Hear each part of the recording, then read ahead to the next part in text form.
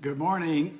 It's Wednesdays. I'm Wayne. Welcome to Wednesdays with Wayne, brought to you by the Real Estate Business School and, of course, Facebook. So thank you for the folks at Facebook for making this possible. It's incredible when I talk about doing more with less, to the point you do everything with nothing, that you can sit in your kitchen and broadcast around the world. I mean, for free. I mean, it's amazing.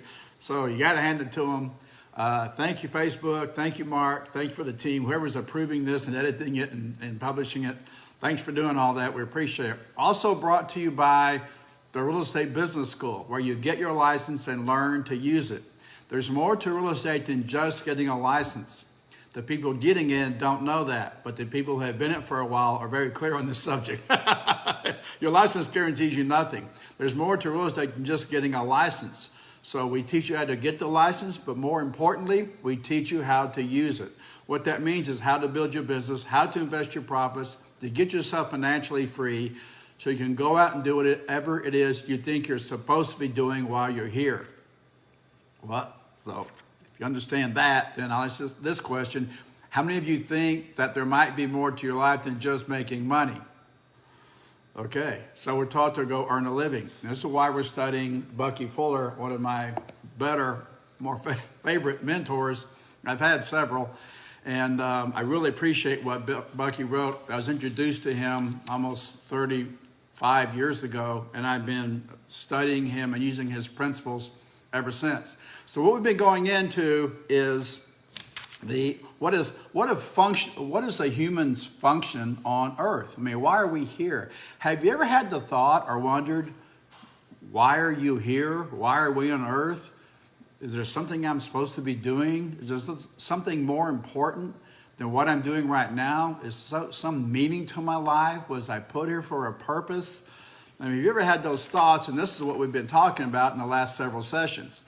Last session, we're talking about the world's invisible power structures. I know it sounds weird, but if you just bear with me and go through this book like I've been going through it with you, then you understand that these feelings that you have might have some validity to them. So we discovered last week that the U.S. flag is actually the flag of the British East India Company, that J.P. Morgan was instrumental in getting the U.S. into World War I. It was the first world war, and they called it a world war because it really was a war about tin and metals and alloys and the distribution thereof. So the British for several hundred years controlled the shipping lanes and via their around the world travels, and they discovered that whoever controlled the shipping lanes controlled the world, and they did that for several hundred years. So we were pulled into World War I. It wasn't anything about anything except metals and the distribution thereof, the shipping lanes.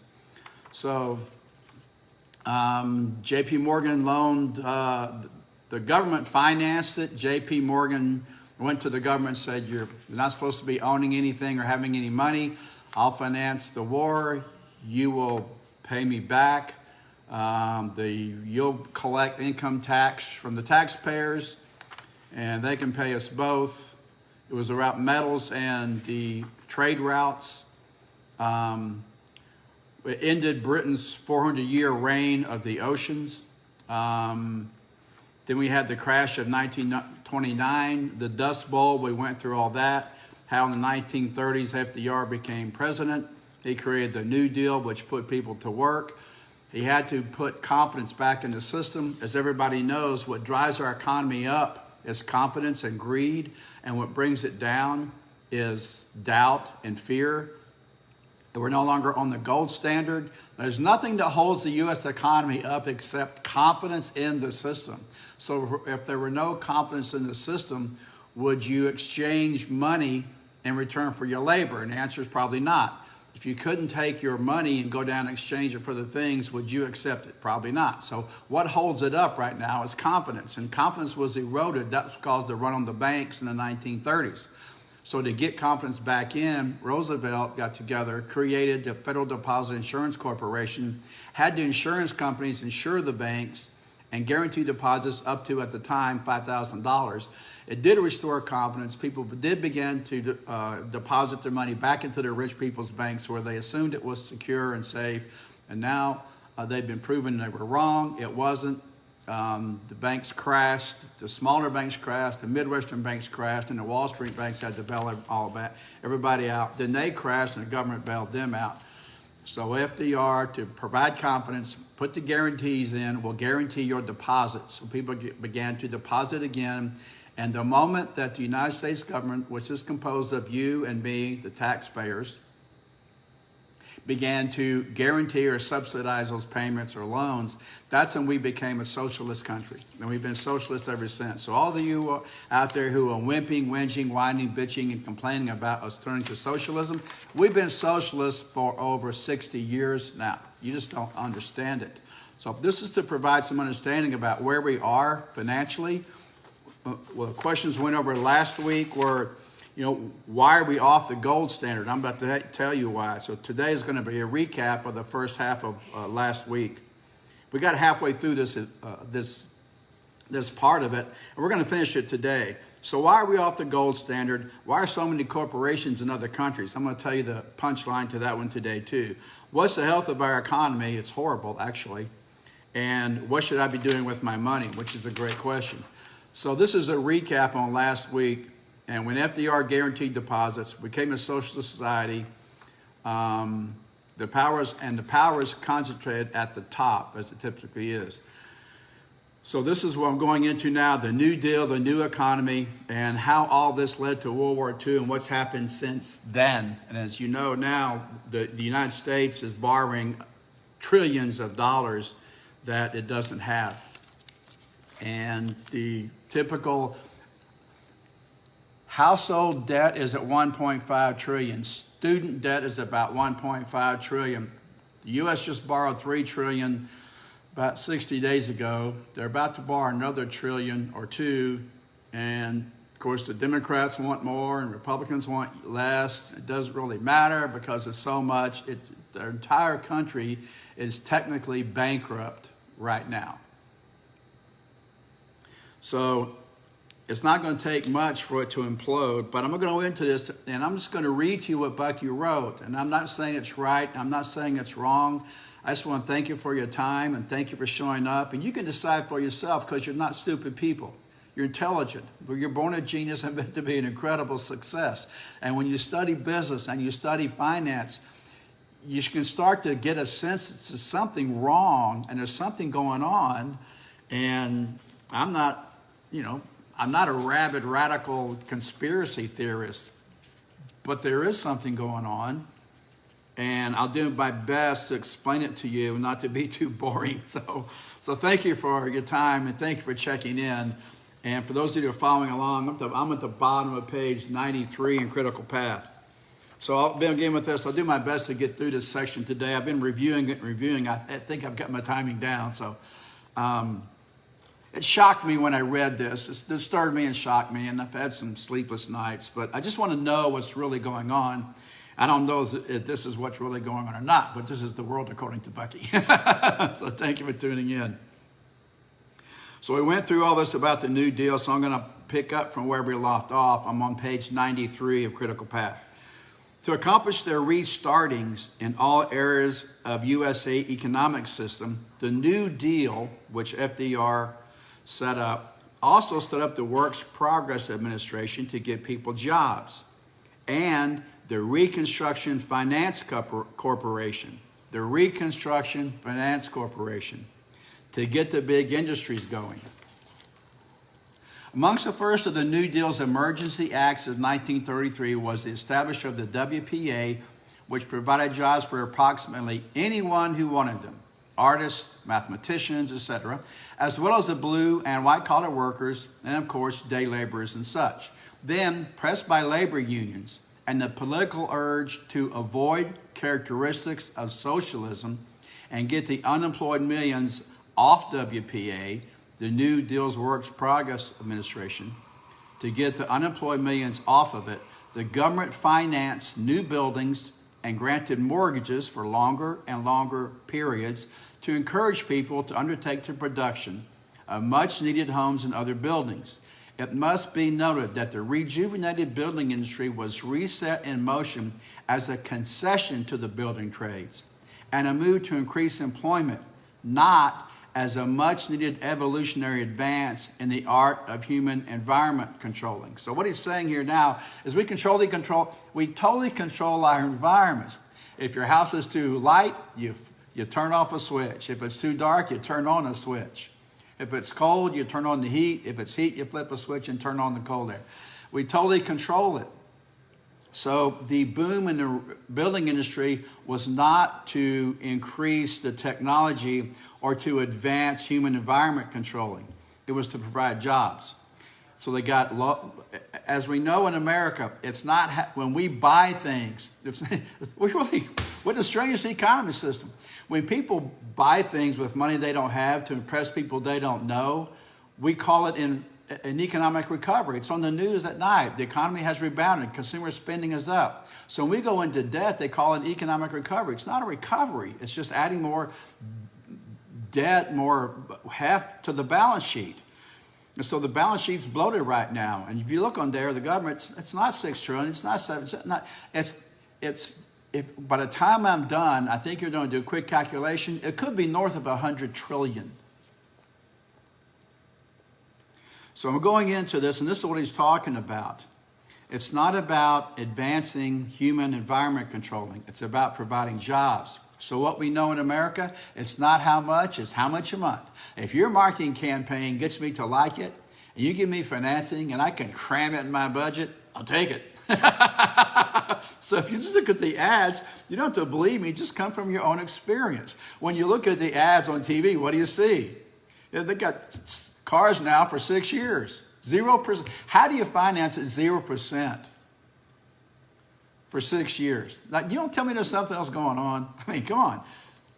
The General Motors, Ford, the big three, Chrysler Corporation, the big three automakers, they make more off financing the cars than they do in the vehicles themselves. And most people know that.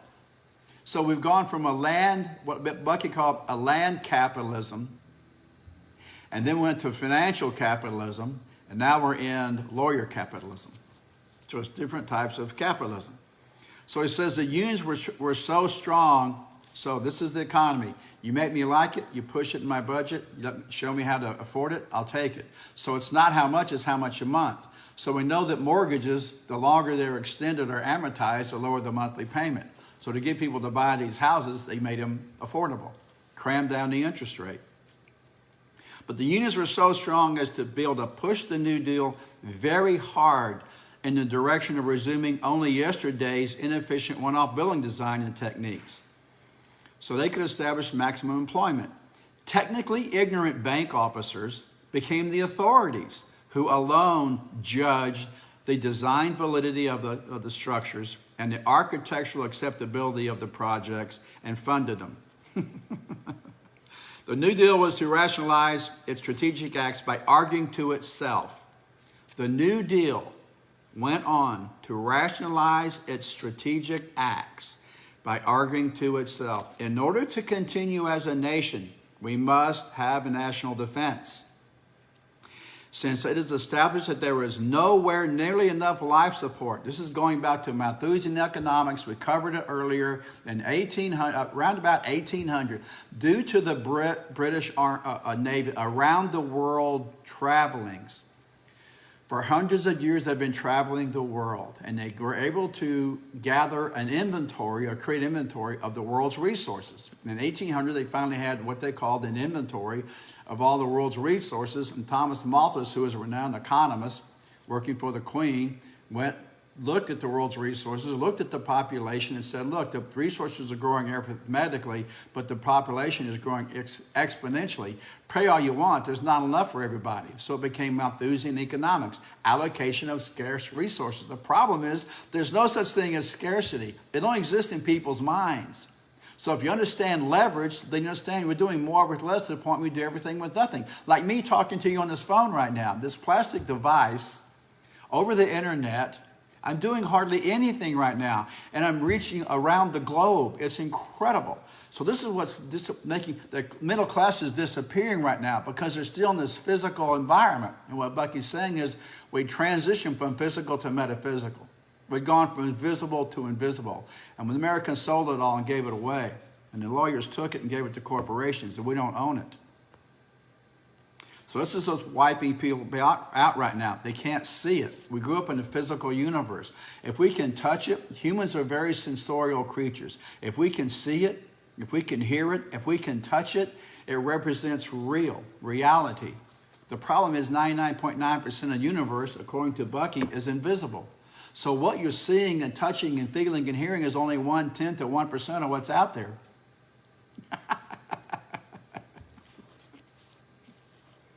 According to Bucky.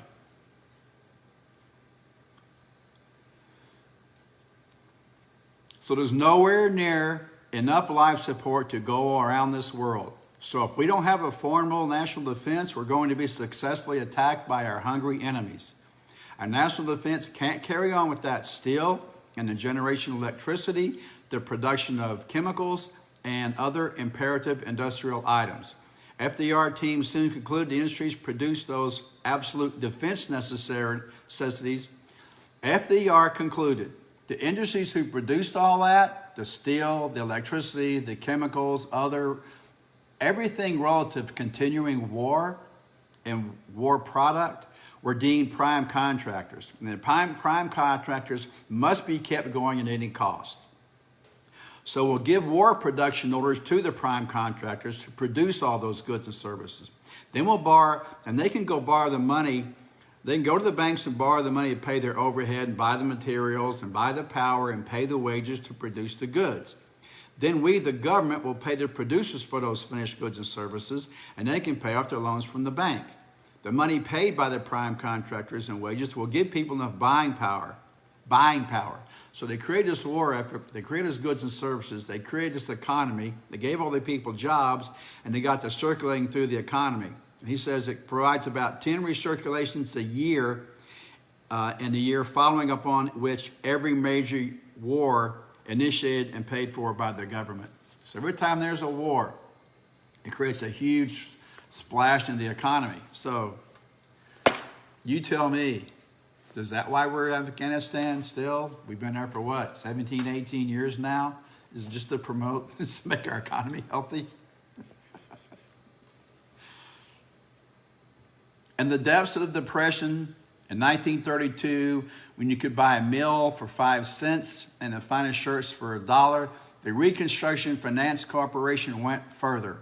It gave U.S. Steel $85 million worth of new rolling equipment. In 1980 currency, which is when this book was written, 40 years ago, that would be close to $1 billion. The USA's Reconstruction Finance Corporation had a secondary government machinery owning outfit that loaned all these prime contracting companies new equipment with which to fill their government orders. What the New Deal did, in fact, was to socialize the prime contractor corporations instead of the people. This hid the fact of socialism from the world in general. Socializing the prime contractor corporations indirectly benefit the people themselves. In this way, the New Deal seemingly didn't give money to the corporations, just orders. Orders for equipment, products, services. The USA established and financed RFC, loaned the prime contractors all the money they needed to buy all the equipment. But in the end, the government rarely collected on the loans and finally just forgave the machinery borrowers altogether, selling the new equipment for a very low nominal sum. The New Deal had also pledged itself at the outset to take care of the forgotten man. The economy was going again. People were getting more and more jobs. How many depended upon how many prime contracts the government gave out. World War II was clearly looming ahead. World War II was clearly looming ahead. The New Deal said, we have to be prepared, and their preparedness ordering increased. Jobs increased rapidly. Empty buildings filled. There were a number of great corporations whose businesses had practically stopped by 1933, but those businesses had now been set in healthy motion once more under the New Deal socializing of the prime contractors. Roosevelt said to the heads of corporations they had not gone bust. Every one of you has a large surplus. He's talking about the extra money they had left over. We want you to spend your surpluses in research and development. Since the early clipper ship days, it had always been a function of fundamental risk enterprise, that the enterprise used some of its profits to buy itself new and better equipment. In those days, a new and better ship. With the enterprise that is doing the prime risk-taking by investing in new equipment, thereby requalifying the privileges and rewards granted by governments for wise, risking, daring execution, and good management. FDR said to them, "We want you enterprises to modernize," but the USA said, "We don't want to do that. It's risky, it takes a lot of time, it could use our surpluses up, and then we won't have any spare cash." They knew the oncoming World War II was going to force the government to see that their plants were modernizing, because they upgraded their plants to a certain degree, but by holding out, they forced the government to take over both the risk and the cost of modernizing. So the U.S. government paid to modernize the rest of the factories. Heretofore, the history of private enterprise, research and development, they decided that they would allow the corporations to write off. They were going to call R&D plant. They were going to roll the private enterprise corporations can make their new plant expansion and equipment and charge the cost to operating expenses. So you could take your capital, your expenses, all your new equipment purchase, all your R&D, roll into operating expenses and deduct it from your income tax. This continued the socialization of America. This amounted to an indirect subsidy to cover all new equipment acquisition. Then they folded R&D into it. Next, Henry Luce, who represented the news publishers in America, the newspapers and magazines, went to Roosevelt and said, "Your democracy needs its news. You have to have a way for some people, for the people to know what's going on." "Yes," said FDR. So Luce went on. "We publishers can't afford to publish the news. The prices people are willing to pay for the news won't pay for the publications. Only advertising pays for publication. We need you to be able to let the corporations and the people deduct advertising. Make that an expense, operating expense as well, and deduct that." So they did. So now the government is also subsidizing advertising and marketing to the tune in 1980 of about $7 billion a year. Today it's hundreds of billions. All subsidized by the government, which only extended the socialization. The subsidy was so great as to cover the founding of what has now become as Madison Avenue, the advertising capital of the world. With the government doing all this, Congress passed strict comprehensive rent controls, bank loan interest controls, and price controls of every kind. It was pure socialism. It had to be done that way. There was no question. The Securities and Exchange Commission reforms removed J.P. Morgan's 2 directors from the boards of almost every one of the USA's great corporations. With the termination of Morgan's control of all the major corporation boards, such as U.S. Steel and General Motors, these great corporations' managements found that they were no longer beholden to J.P. Morgan and only to the stakeholders. All we have to do now to hold on to our jobs is to make money for the stockholders. At this moment, the USA had evolved into managerial capitalism, in contradiction to the now defunct invisible finance capitalism of which J.P. Morgan had been the master. What became noticeable at this time was a uniformity of position taken by all the great corporation managements in respect to actions taken by the New Deal. For instance, the great corporations across the board refusal to expend surplus on research and development. To discover how it came about, it must first be realized that the industrial enterprise underwriting and expansion financing of private banking houses of Wall Street would not have been carried out without the advice, contract writing service, and legal planning of the world's most powerful and most widely informed legal brains. So what he's talking about is this shift into this whole new world of reorganizing the taxes were levied after World War I to pay back Morgan and to finance World War I. Then there was a run on the banks, the economy crashed. Then the FDR put in the FDIC to put confidence back in the system. The banks began to receive deposits from depositors who had confidence. He set up the SEC to protect and to monitor the banks. who were self-dealing and part of their own, were created and added to their own demise because they were doing these speculative investments. So he's saying the brightest and best legal minds in the country or in the world, perhaps, were on Wall Street, were in the law firms on Wall Street in New York. And these were the most astute thinkers and tacticians of America, if not the world. When the great crash of 1929 came and events of the Depression occurred, all already related, and the great poker hands were called, the New Deal had prosecuted the guilty and house-cleaned the system and socialized the prime contractors, etc. It was the Council of Wall Street lawyers that governed the positions taken by the new, self-perpetuating, industrial agents management. So now he's talking about the lawyers that governed the new corporations managers who decided they were having to make money for the stockholders if they were going to keep their jobs, and of course as a byproduct enrich themselves. It was J.P. Morgan and other financial lawyers who now counseled all the as yet solvent big industry managements to guard their surplus and refuse to cooperate with the New Deal. So they saw the New Deal as socialist. So the lawyers could see publicly what they did this because of this. The lawyers could see clearly what the public couldn't see, i.e., that while the New Deal was unilaterally socializing the system, it was doing so without extracting any contractual obligation on the corporations to acknowledge the government's economic recovery strategies. The corporations gave no legal acknowledgement of their socialized status.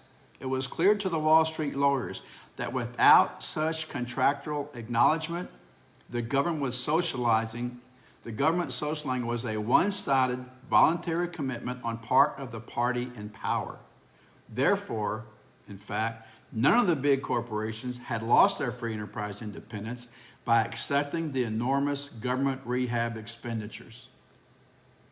Since the Wall Street lawyers and brethren in other parts of the country were called upon to fill a Supreme Court bench from which body they could determine the province of free enterprise, the lawyers reasoned somewhat as follows. So here's what they figured out. A socialized system, as clearly manifest by the USSR, cannot tolerate free enterprise's freedom of initiative. A socialized system, as the USS has demonstrated, cannot tolerate free enterprise's freedom of initiative. There is no lucrative law practice in socialized states. Therefore, if we are to survive, we lawyers on Wall Street had best figure out how to go about keeping the fundamentals of capitalism alive amongst a few great industrial corporations, as yet remain insolvent from the 1929 and 1933 Depression events. So out of self-survival, they leaned toward capitalism. They figured out they've got to undo the New Deal because it was pure socialism. They wouldn't survive. The Wall Street lawyers saw clearly that it was those surviving corporations, industrial surplus, which certified that capitalism had not gone entirely bankrupt despite its banking system's failure. Operating invisibly behind the skirts of the as-yet live corporations, the Wall Street lawyers very formally, but very seriously, organized far ahead in time research and study teams consisting of the most astute corporation lawyers to be found in America. From the team's realistic conceptioning, they formulated a grand strategy that would keep capitalism's private enterprise alive and prospering indefinitely, and run invisibly but absolutely legally by the lawyers. So the lawyers took over the economy and took over the country. The latter's research discovered they would not soon be able to popularly and legally throw over the New Deal, but it was clear that not until World War II was over that they might find conditions suitable. So they waited for World War II to be over. Then the economy rebounded. Everybody was doing great. He says, and Bucky says here, it's appropriate at this point to do some reviewing of evolutionary changes that have been transpiring in the nature of capitalism. It all starts with land-based capitalism. So he talked about how whoever seized, defended, and controlled the land controlled the wealth because it produced food for life support. So that was the wealth, and land capitalism was the way to go and was like that for hundreds of years. Then free enterprise and finance capitalism came to discover what could be done with mass-produced metals that would multiply the value of the land. So they did that by creating huge combines, huge tractors, where you would take a farmer or a group of farmers or some laborers to produce crops that would produce wealth. Because as we know by wealth is the ability to survive X days into the future. And the further you can survive into the future, the higher your wealth is. So wealth has nothing to do with money. It's the ability to survive into the future. And land is wealth because it gives you the ability to survive into the future by producing food. But when they have metals and alloys, you combine these metals and alloys, you build all this equipment and all these things that can do so much more with so much less. You don't need farmers anymore. So this is what he's talking about. In 1900, about 70% of the population was in agriculture. By 1980, it was only 7%. Because all the machines were doing the work instead. This was the new capitalism. It was equipment finance capitalism. In the mid-19th century, the mass production of steel for the first time ever gave humans the capability of producing long span beams, whereby they were able to produce large, semi-fireproof, and powerful structures to move the wealth production work under cover. Western world capitalism began to produce wealth undercover, in addition to that produced out in the field. So now they're transitioning from an agrarian society to an industrial society. We not only had the fields that were producing wealth, now we had the factories that were producing the equipment to produce the wealth. To make the tin cans in the factories, to can the food produced in the fields, or to take the cotton produced in the fields and mass-produce cotton cloth became known as value added by manufacture. Value added by manufacturing was accomplished primarily with metals, metal buildings, metal machinery, metal tools, metal sea and land transportation systems, and oftentimes metal end products. As already mentioned, this was the new world-around metals sources that brought about the name World War I.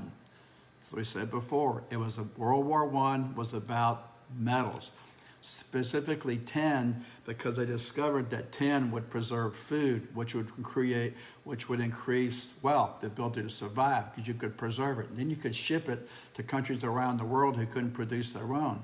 So whoever controlled the metals and controlled the shipping lanes controlled the wealth and controlled the world. That's what he's talking about. So then we had a whole new, completely new form of capitalism, which required both large-scale financing and integration of metals, mines, and mine owners, all to be established around the world by the world masters of the Great Line of Supply. The world line of metals and alloy supply was essentially in producing all the extraordinary productive new machinery. So he's talking about machinery, what I just said, was delivering more with less. They had two types of economies, and a new form of the world's new power structure and capitalism. By ownership of the mines and metals, we call the metals and mining capitalism. So now we go into this new era of capitalism called metals and mining. Whoever owned the mines had incredible power, but never as great as those who controlled the line of supply. Combining the two, mines and metal producing industry and the line of supply, we have the world power structure that operated as the first supranational, world-around integrated metals cartels. They were out of reach of the laws of any one country in metals cartels capitalism, kind of like drugs. They were out of reach of the laws of any one country. Combining these two with three, the absolute need of the large financing and credit at magnitudes rarely affordable by any one individual, we need finance capitalism integrating the world operations. At any rate, we now understand why the 1914-1918 war was called World War I. It was inherently for a war for mastery of the world's metallic resources and the shipping lanes. The amount of mental productivity in World War II was so great that after the war, the orange products became obsolete because we didn't need to be killing people anymore for now, and we replaced by new design products. The metal contained in ever vast amounts obsolete products back into circulation of scrap. So he's talking about reproduce, and then they came back into the economy of scrap metals. The post-World War I miner owner capitalists began gradually to be washed out of the game by virtue of the Morgan emancipated managerial capitalists saying, our job is to keep the wheels going around. Wheels going around producing saleable goods from scrap metals became strategic. So it shifted from miners to scrap. And what he's saying is we can stop mining. You don't need to be dig holes in the earth anymore. There's plenty of metal already sitting above ground. All we got to do is recycle it. Up to the time of World War I, the owners of the factories, Mr. Morgan et al., said, we put you in management to make a profit out of this factory. Give us a new piece of machinery. And the owners said, no, new piece of machinery, what are we talking about? We put you in charge to make money from machinery. You're fired, you don't need machinery, you just need to make money with the machinery that we have. So this other guy goes to Morgan and says, I can show you how to make steel where it won't rust. And Morgan says, it's supposed to rust. The more it rusts, the more I sell. Somebody get this guy out of here and put those documents in my desk. But change was welcomed by the late 1930s managerial capitalism. New designs called for more whirling of their production wheels. The change came in the form of new armament designs for the clearly approaching World War II. The designs released as scrap metals from obsolete designs. So they took this old stuff that was now obsolete, they tore it down, they melted it down, and they took the scrap and they were creating new products, new ore, new armaments. Just before the USA entered World War II, Wall Street lawyers instructed the heads of great corporations to say to Roosevelt, we, the heads of the corporations, were not elected by American people. We were chosen by our stockholders. Our job is to make profits for our stockholders. At the time of World War I, a lot of business people were called profiteers. He said they were called profiteers because they profited from the war. We don't want the American public to call the great corporations, General Motors, especially Chrysler, who built a lot of the ships and planes and armaments for World War II, to be called profiteers. So we want you to take over the production, and you tell the government, you tell the people that we're not profiteers, we're helping with the war effort. So they did. So everybody got behind the war effort.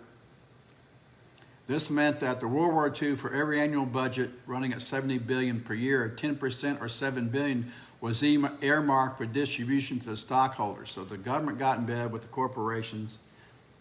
They decided they would take the blame for the armaments, declaring it was national defense because there weren't enough to support everybody. The enemy is going to come get us. We need to do a defense. We need more ships and planes and tanks and ways to kill people. Greater numbers of people in shorter distance, at greater distances and shorter amounts of time than ever before. So the U.S. military became very adept at doing more with less. They're now killing people sight unseen with drones operated from around the world, as you probably know. So he goes on to talk about in 1960s, the big three automobile companies found their distributions were disenchanted with the decreasing financial returns and were frequent bankruptcies. So he's talking about the replacement parts. They didn't retool. So we financed the retooling after so we went into World War II, and World War II was over. Germany, Italy's, and Japan's production equipment was destroyed. During the Marshall Plan, we refinanced the retooling of those countries, but the U.S. did not retool, which, according to Bucky, was a fatal economic decision because their cars were junk.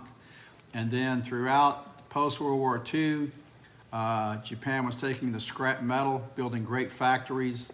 As those of you know, W. Edwards Deming went there in the late 80s, told them about quality control, and there was a loss of production in the U.S. were threatened by imports of automobiles from around the world.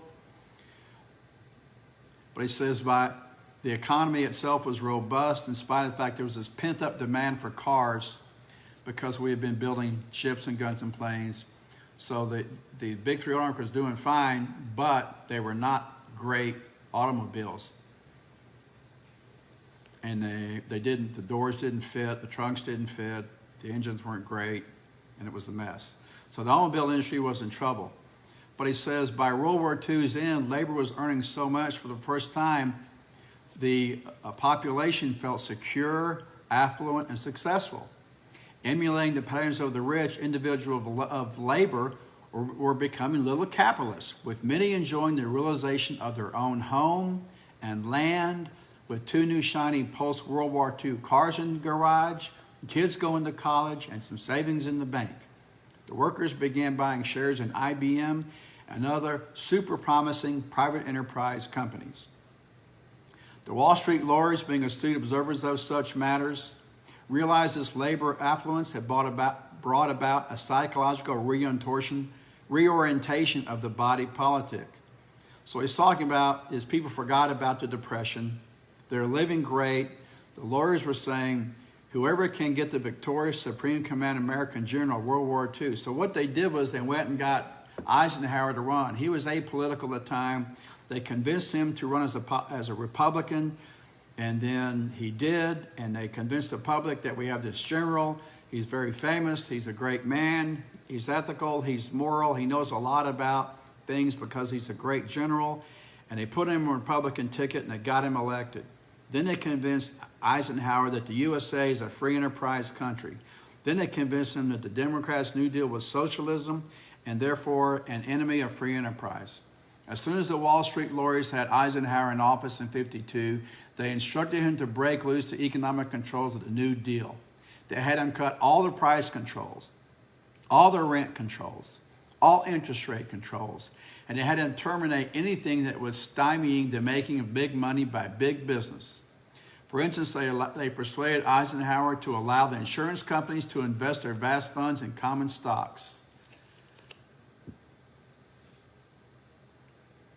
The Wall Street lawyers and grand strategists, put the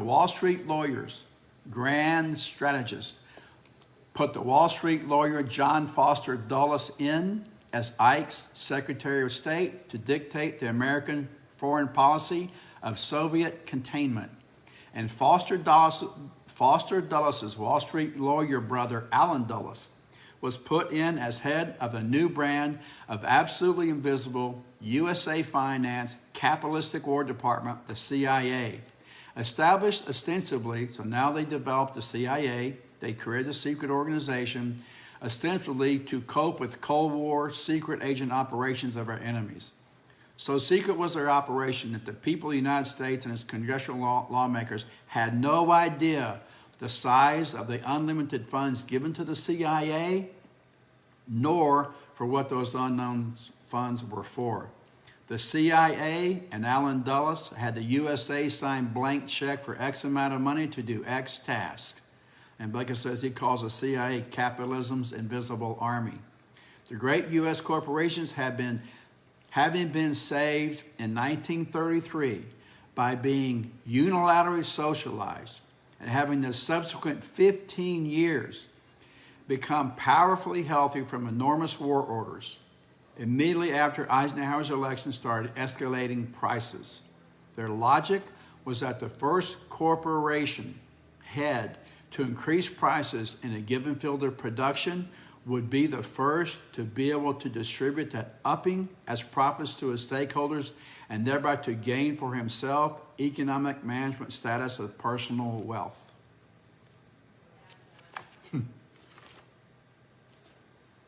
So he goes on to talk about how companies are doing more with less. And he says by 1953, it had become apparent that Wall Street lawyers were moving the major American corporations out of America. Of the 100 largest corporations in America, 4 out of 5 of the annual investment dollars.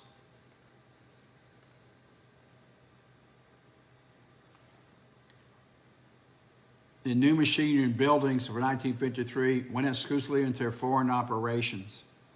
So what happened is World War II was over, and in 42, America had all the monetary gold bullion in the world in the Kentucky hills. During World War II, it was called the China Bloc, which was the Sung family and others backing Chiang Kai-shek, who, remember, was able to persuade Congress that Chinese had always been corrupt and was eternally corruptible. So to completely avoid communism in China, Congress should let them have $100 million worth of gold bullion. So they gave China, the Sung family, $100 million, and this first time the gold had been taken out of Kentucky hills and given to a foreign country. So he goes on to say, I don't think that the gold ever went anywhere near China, but he doesn't know what happened to it. But what he says was after World War II, with only the exception of the $100 million worth of monetary gold in China, all the rest of the world's international monetary gold bullion was residing in the Kentucky hills. All countries outside America had gone off the gold standard. In the course of international monetary negotiation, this is what happened to your gold. In all countries outside America had gone off the gold standard. In the course of international monetary negotiating that accompanied the USA's post-World War I inadvertent ascendancy into being the master economic state and the USA's post-World War attempts to rehabilitate the leading economies around the world. So he's talking about after World War II, we rebuilt the other countries and loaned them the money to rebuild and to create trade. And the USA was persuaded to reestablish the gold standard to account for the international balances of trade. Gold is a super helicopter of the open world market trading strategies. So by 1934, Roosevelt's New Deal prohibited the further use of gold in the USA by the citizens or businesses. But I'll go back to this. By 1953, the lawyers were moving major corporations out of America. The Wall Street told Mr. Eisenhower they didn't like the over-altruistic social viewpoint of the Marshall Plan for helping undeveloped countries. They liked foreign aid, but not exclusively for the development of underdeveloped countries. Please hear this. The Wall Street lawyers told Eisenhower they didn't mind foreign aid, but they didn't like foreign aid exclusively for undeveloped countries. The Wall Street lawyers approved of the foreign aid, wherefore the USA continued with foreign aid commitments by Congress. The average annual foreign aid appropriation had been $4 billion per year over the 27-year period from 52 to 79, which amounted to about $100 billion total. Each New Year's foreign aid bill now had a rider attached to it that said if American companies were present in the country being aided, the money had to be spent through those American companies. In the foreign countries, the corporations and individuals could again deal in gold. Foreign aid paid for all the new factories and machinery of all the American corporations moving out of America. This became a fundamental pattern. First, the 100 largest corporations. Then the 200 largest corporations followed. Then what Fortune calls the 500 largest corporations. Moving out of America could be done readily because a corporation is only a legal entity. It is not a human being. It has no physical body to pass through immigration or emigration. You and I cannot move out of America because we are physical.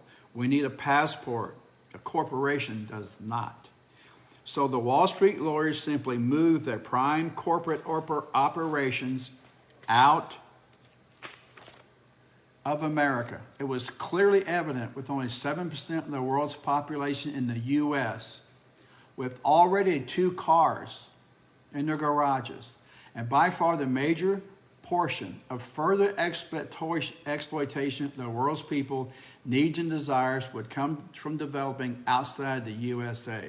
So what he's saying is, look, they already got their houses. The American people have their houses. They have their land. They got their cars. They got their jobs. They got their six-pack. They're happy. That's only 7% of the population. If we're going to grow, we're going to grow other parts of the world. We've grown the U.S. as much as we're going to grow it. But the main objective of the Wall Street lawyers was for corporations to get out from under the tax control of the American government. In 1933, the American people had saved the corporations by subsidizing them. 20 years later, the Wall Street lawyers moved them out of America, getting the American people to pay for the move. This allowed the corporations to acquire gold equities, while the USA citizens and small domestic businesses could not do so. So that's what happened to the gold. That's what happened to the tax code. And that's what happened to the law.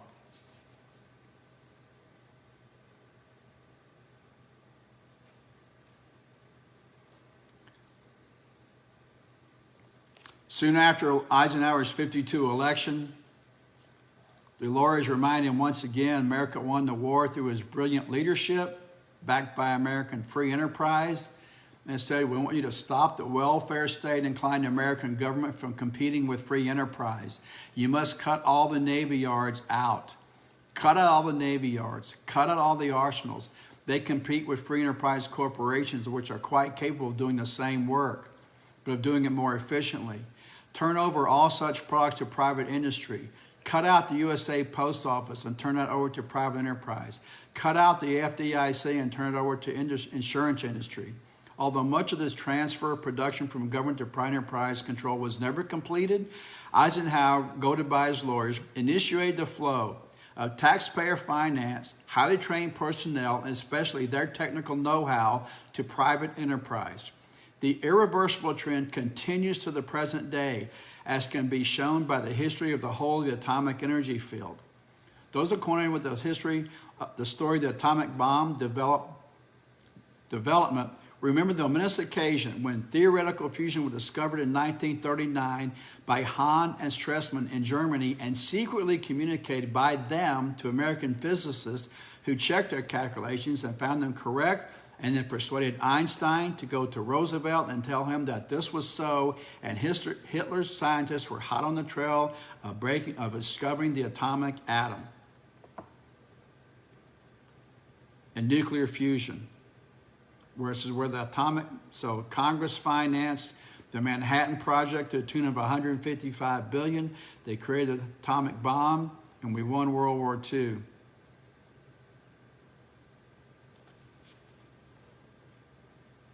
So it goes on to talk about how the atomic age was created. And he's saying metaphysical know-how was the magic wand of the second half of the 20th century world power structures. Physical property was subject to deterioration, taxable, and cumbersome. Advised to do so by their lawyers, capitalism, and private enterprise set about after World War II to monopolize all the strategic know-how, i.e. all metaphysical properties, and to dump all physical properties. They called for an economic program by which the people would be forced to buy the apartments and houses and to get all the physical properties off capitalism's hands. The post-Eisenhower era becomes most suitably identified that of lawyer capitalism and of no risk, sure thing, free enterprise. So they gave away everything that the government gave it all to private enterprise, everything the taxpayers had paid for. So that's where we are. The world according to Bucky. So if you look at it, he talks about the trillions of dollars that were borrowed and the trillions of dollars that were spent.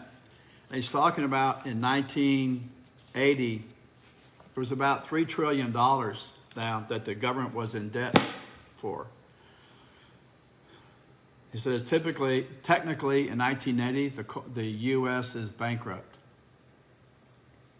So if that behavior hasn't changed and 40 years have gone by, well, how's the government doing today?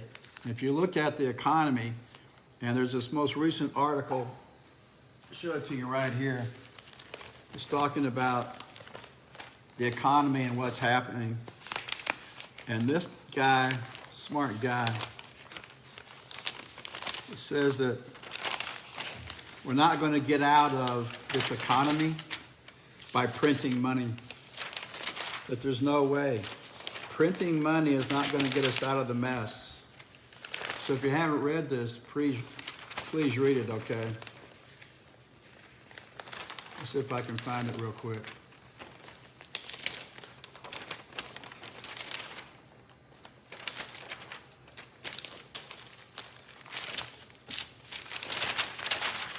I don't know.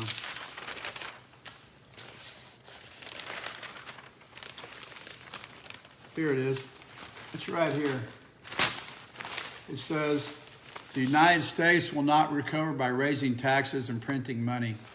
So if you haven't read this thing by Daniel Lacalle, L-A-C-A-L-L-E, this guy's a PhD in finance, an author of several books. But the United States, if you think we can't raise taxes or print money to get out of this, he says we're technically bankrupt. So what do you do with your money? Where's the gold? How's our economy doing? How are you doing? How are you sleeping? And what's going to happen next? Well, we'll go into it next week.